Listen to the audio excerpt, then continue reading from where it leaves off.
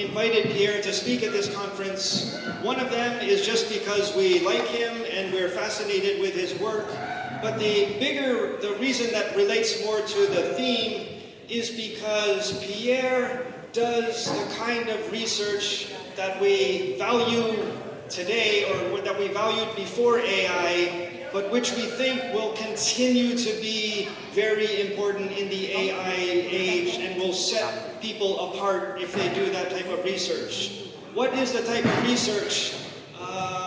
It's the research that Stan Tan mentioned in his keynote, the type of research that takes years of following information, going to archives, meeting with people, traveling to talk to people, gradually, day after day, month after month, year after year, building knowledge about a topic, and then finally presenting it to the public. That is what Pierre has done over and over, not only with the topic that he's going to speak about today, but with other research he has done on places like Algeria and the human connections between Algeria and France. So, as we're thinking in the back of our minds about the AI age and how easy it is to put in a prompt and get some information, I want to, by contrast, put the work that Pierre is going to show us, which you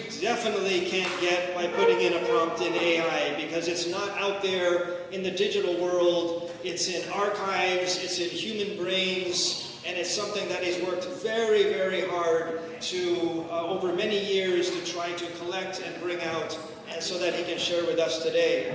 So, I hope I haven't hyped you up too much. So, with that as introduction, let's give a warm welcome for Pierre Daum. Thank you, Liam, for this perfect introduction. And that's why about AI. When I was writing my new book, which takes me 3 years, many friends of me told me, but why are you working so hard? Just ask an AI computer. But it's not possible because there's nothing written already on this subject. Okay, the story I'm going to tell you starts during the French colonization of Indochina.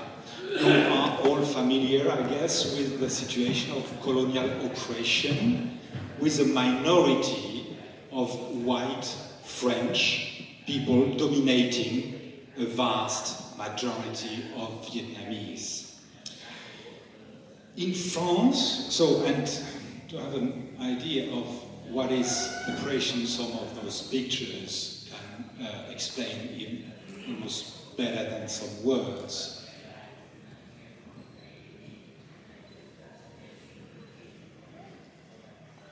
Sorry. I don't know why it doesn't. Okay, right, okay. It's a bit far away. All right. And each time Vietnamese people tried to fight against this oppression, they were severely beaten. Okay. In France, people did not know or did not want to know what was happening in the colonies. Posters, such as those of the Messagerie Maritime, gave a completely distorted picture of the reality. In September 1939, France declared the war on Germany. The French minister for the colony held a press conference. He claimed that he was able to bring 2 million soldiers and 500,000 workers from the colonies. These workers were destined for the arms factory behind the front lines. As soon as they arrived at the camp, they were photographed from the front and in profile. they were given a registration number, like here, AN3,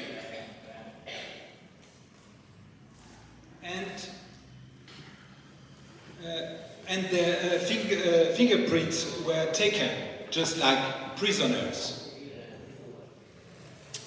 By the way, this man, his name is Tan.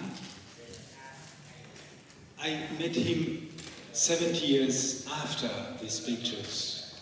You know, he was a very old man and we became friends, actually. You will see some of his pictures later. So these photos and fingerprints were put in a booklet which you can see now. This booklet, as you can see, and that is very important, was printed by the Ministry of Work, Ministère du Travail. It was not the Ministry of Defense or of War. Within this Ministry of Labor, Service des travailleurs indigènes nord-africains et coloniaux were made. So, if I translate, it's a North African and Colonial Indigenous Workers Department who was created. This department was later renamed, more simply, Indigenous Labor Department. Behind the word indigenous lies the racist European theory of the existence of a so-called racial hierarchy. According to this pseudo-theory, the white European race was supposed to be superior to the other races, including Asian and African races. That is actually one of the core points of the colonization. All these identity photos with registration numbers, I now show you. So all those men, I found them many decades later. And I knew them personally, or now I knew their family. There are like 20,000, exactly like them, right?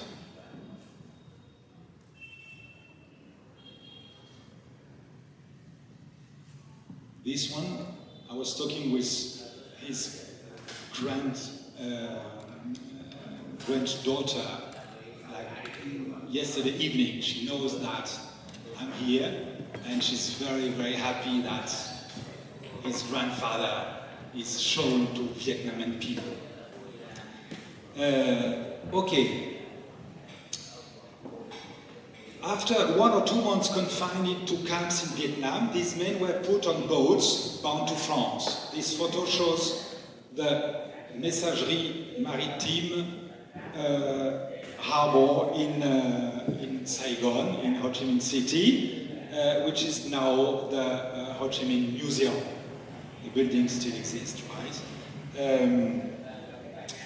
The crossing took 5 to 6 weeks, but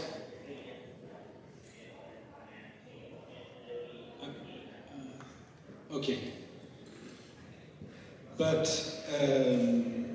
unlike the wonderful cruises that European tourists of the time dreamed of, for the Vietnamese recruits, this journey was the first painful experience for their exile in France.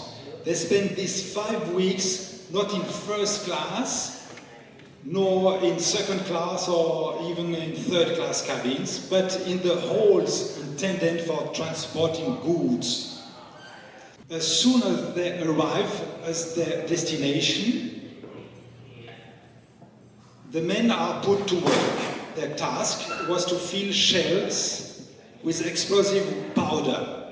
The work was simple to perform, which was important for men who had no industrial training and did not speak any French. But it was very dangerous work, because the powder workshops could explode at the slightest spark. The work caused were painful by skin irritations.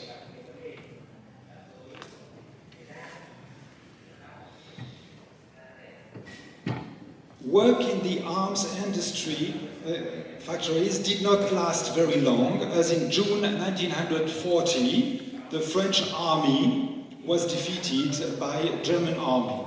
The arms factories shut down. These men were then used as workers in all sectors of the French economy. They cut down trees and turned the wood into charcoal, which was used to replace petrol in lorries. Grape harvesting was a very important activity in France, like here in this picture.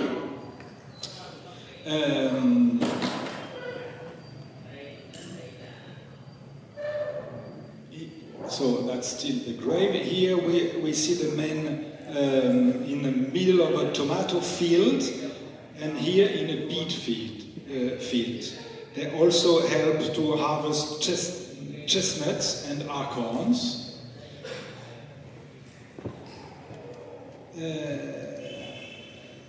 Indo-Chinese workers are also used to build new roads and drain swamps, like on those pictures.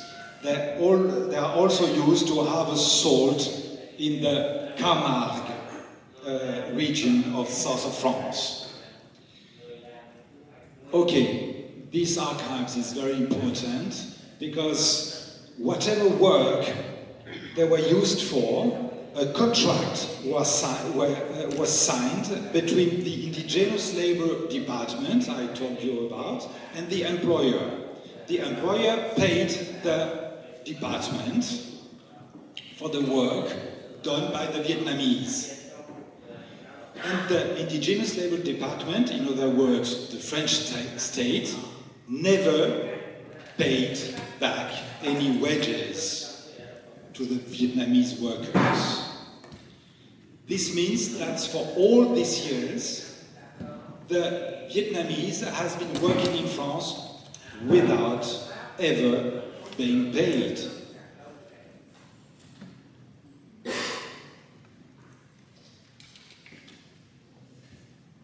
So these pictures was on the beginning of my work, actually. When I saw it, I thought, oh, maybe it's in Vietnam. I mean, people look like wearing Vietnamese hats, and the field could look like Mekong Delta. But those pictures was taken in France. The episode involving rice in Camargue is certainly the most spectacular in the entire history of Indo-Chinese workers in France. Whenever the French media mention the history of those men, they inevitably talk about Camargue. All those pictures were taken in France, in the Camargue.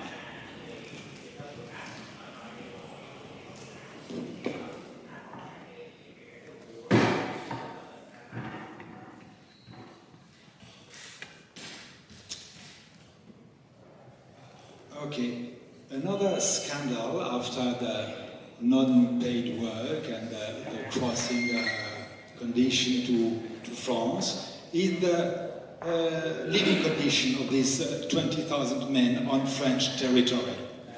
In all the towns where they are sent to work, there are houses in internment camps. Here is another exceptional picture taken in the Bergerac camp. This camp housed 1,500 Vietnamese people who had only one or perhaps two taps for drinking, washing, and preparing food. For toilets, they had to manage with the corner of the camp right on the ground.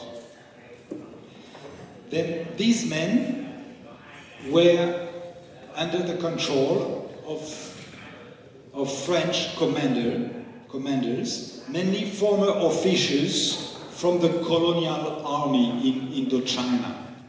These soldiers brought back to France their deeply racist and contemptuous attitude towards the Vietnamese. The French population was probably less racist than these French commanders, responsible for managing the Vietnamese on French soil.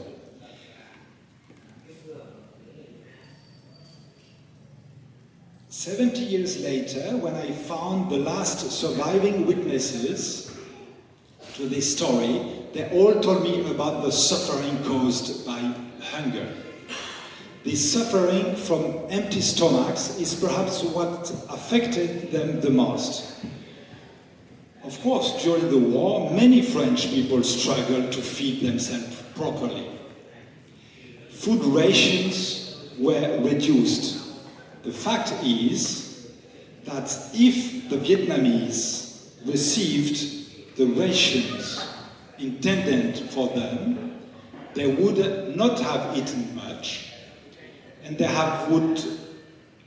would have gone hungry like the rest of the French population.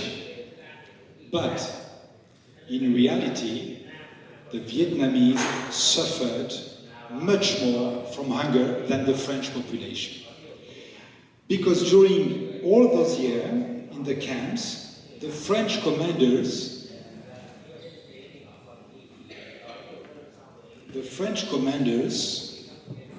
stole a large part of the food that was intended for the Vietnamese. And since the commander had all the power, protest was just impossible. Complaining meant going to prison. In this photo,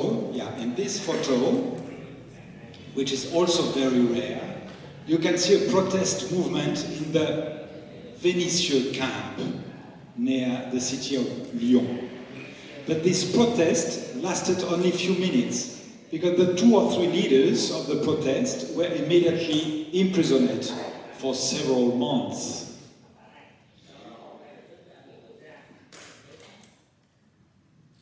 These harsh living conditions, the cold, the hunger, and the overcrowding in the dormitories led to many diseases, particularly tuberculosis. Between 1940 and 1948, more than 1,000 Indochinese workers died in France. This represents a mortality rate about 4 times than the rate of the French population at that time. Okay, let's have some happiness now for a short moment, because they have asked me to talk about that, which is a very important issue actually in the life of those men. When I collected the testimonies of the last surviving Indochinese workers, I spent several hours interviewing them. They were rather sad hours, and they told me about all the suffering they had endured. But when the subject of French women came up, the face of these old gentlemen suddenly light up, and their 90 years old eyes began to sparkle again. When the first witnesses told me about their success with French women, I thought they might be exaggerating. You all know how men often exaggerate when they are talking about their success with women.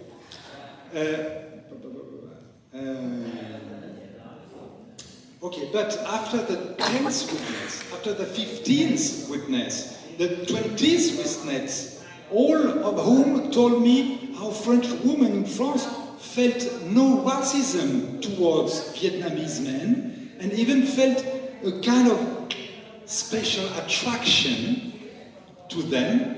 I had no choice but to believe them. I also have dozens of pictures like these I was showing you. I have a lot of those pictures. I could spend all afternoon to show you these kind of pictures where they are with women. Okay, one of the witnesses I met, a certain Juan, I told you the whole name, Nguyen Trong Juan, gave me an explanation for the success of Indo-Chinese workers with French women. You want to know it?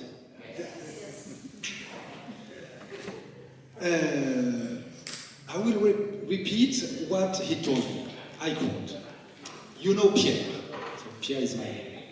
"You know Pierre, we were 20, 23, 25 years old, but we looked much younger than our age.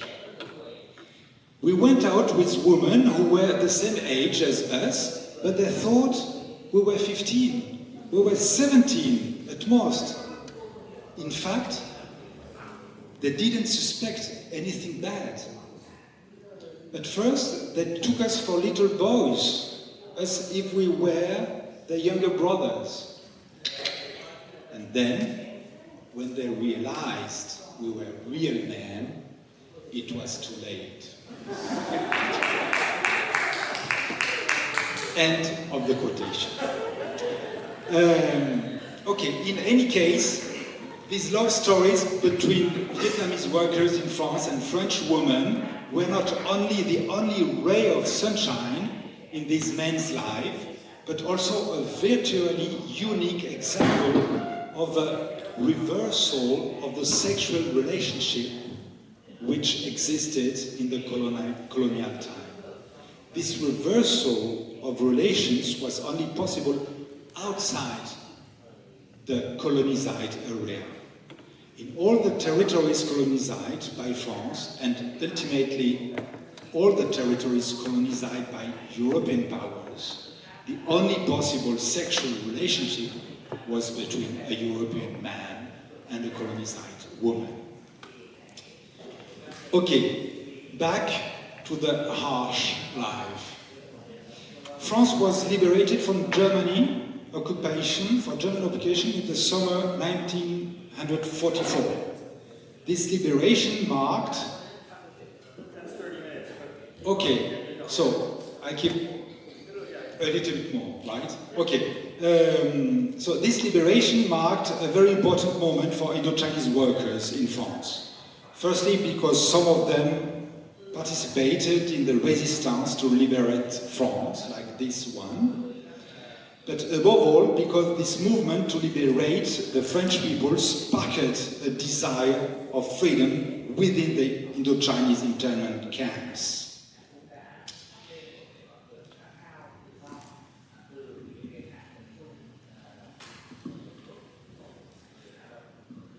This movement to challenge French authorities within the camps was accompanied by the very active participation of Indo-Chinese workers in the struggle for Vietnamese independence.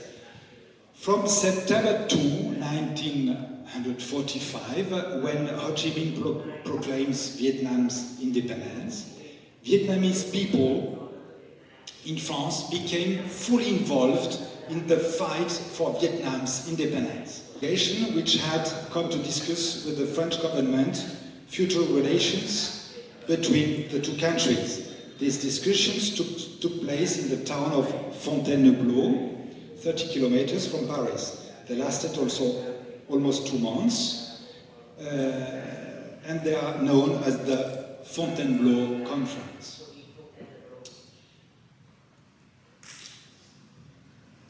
President Ho Chi Minh did not participate directly to the conference, but he met with the Vietnamese delegates almost every evening. The presence in France of the Vietnamese leader sparked extraordinary enthusiasm among Indo-Chinese workers. As soon as Ho Chi Minh arrived in Biarritz, the picture was taken in Biarritz, he met with French political leaders, arrived in Biarritz, in southwestern France, at the beginning of June. Indo-Chinese workers came to meet him. Here, you have the President Ho Chi Minh, and on the extreme right, with the glasses, you have a man who was an Indo-Chinese worker, who belongs to this 20,000 man, on the extreme right with the glasses. He became a very well-known artist. Does somebody recognize him in the room? Okay, you're good. Very good, very good. So his name is Le Ba Dang. I hope you heard about this artist. So he stayed in France. He's originally from Hue, and in Hue you have the Le Ba Dang Foundation, and now a new museum. So I met Le Ba Dang, and actually I went to Hue with him a long time after. Okay. So that's the arrival of Ho Chi Minh in Paris, in the airport of Le Bourget, and many Indo-Chinese workers arrived to acclaim him. Okay, I go a bit faster. Here, this man is called Pham Van Nhan, and I also met him 70 years after. And this man, I am close with his son. Okay, the last day of his stay in France, Ho Chi Minh went to Marseille to hold a very important meeting. That's pictures in the Indo-Chinese camp in Marseille. Okay, I go a bit faster. So, Indo-Chinese workers, they were recruited for the war, okay? But actually, they couldn't go back home because after the liberation, instead of sending them home, the French government used all the ships going to Indochina to fulfill them with soldiers to fight against the Vietnamese army of Ho Chi Minh, right? And the workers who were forced in exile in France, and they all wanted to go back to Vietnam, they couldn't do that because the Indo-Chinese War. Finally, the first repatriation took place in 1948, and they lasted 4 years until 1952. That means after 13 years of exile. At that time, there were still around 2,500 Indo-Chinese workers in France who decided not to return to Vietnam. So all of them, I found them, I met them. I've found several dozen of these Indo-Chinese workers who remain in France, such as Le Houteau and his wife Madeleine. They were not married at that time, but I met them 70 years after. 2007, I thought I have to hurry to go to Vietnam to talk with the last witnesses, right? So I hired a motorbike and I went, I was quite young at that time. So I went through Vietnam to find the last witnesses, okay? In France, I made a first exhibition. That is in Ho Chi Minh City. Lu Dinh Tap, he kept his booklet from this time, right? Okay. you don't need pictures of Vietnam, you know Vietnam enough. Okay, they were 100 years old each, I mean 200 together. And okay. In 2009, I published in France the first book who tells the story. This book was translated in Vietnam in 2014, and I made a movie with a French-Vietnamese filmmaker called Lam Le. It's a documentary movie, right? We asked Leonardo DiCaprio to play old Vietnamese Indo-Chinese worker, but he wanted, but the face couldn't fit. Okay, so very good movie. I made a cartoon also, which just was translated in Vietnam. Okay, and I'm finished on that. Since 3 years, I work on a huge project focus on the Indo-Chinese workers in Dordogne department, which is one part of France, and this Bergerac city. And I found amazing archives of photography, and with my partner, Michel Lequin, we made this exhibition. Liam and Leha have incredibly chance to have seen it. You are lucky, right? But actually, in a few days I have some meeting, important meeting with some important museum in Vietnam to present them this exhibition, and maybe they will be interested to host this exhibition in Vietnam. So then you can see it. In this project, there is a book, of course, which is in the printer right now, and it will be released in January.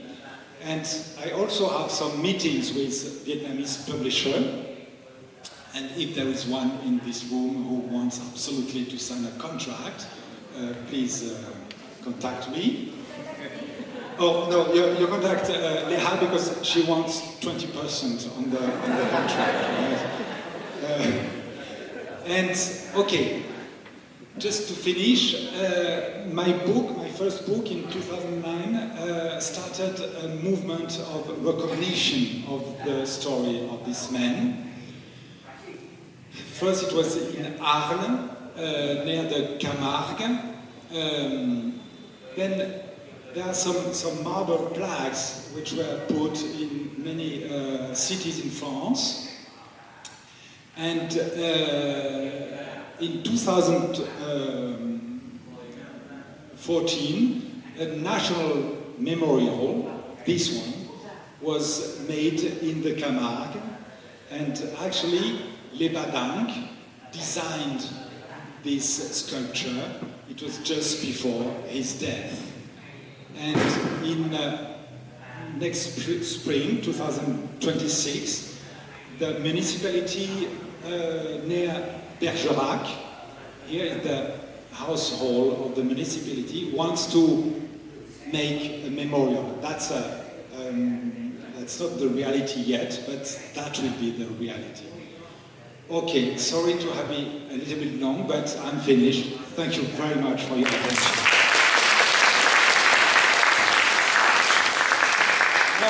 Absolutely fabulous. I think we could talk about this all day, maybe all week and all month, but unfortunately we have to stop here because we have to move on with the program.